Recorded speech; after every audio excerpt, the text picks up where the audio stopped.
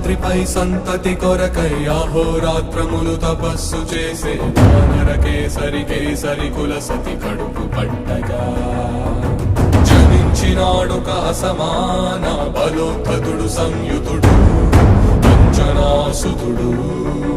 పవననందనుడు.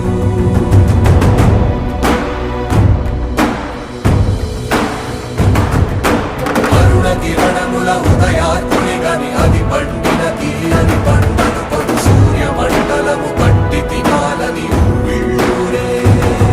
తన దేహం మాటున రవి మరుగై జగము చీకటై పోగా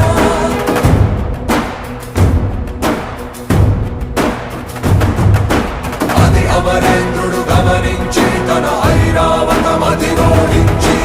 ఆంజనేయుని సమీపించి తన వజ్రాయుధమును విసరగా అది పవననందనుని హనువుని తాకా చిందిన రక్త బిందువే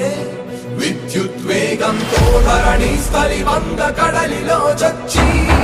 వంద కడలి అట్టడుగున గల శ్రీరంగ శుద్ధి గర్భము చేరియట.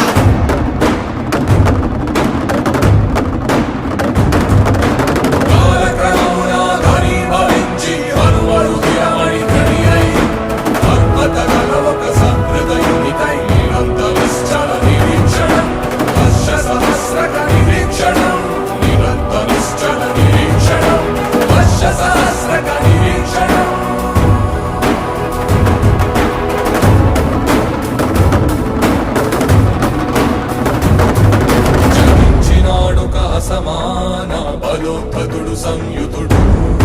అంజనాసుతుడు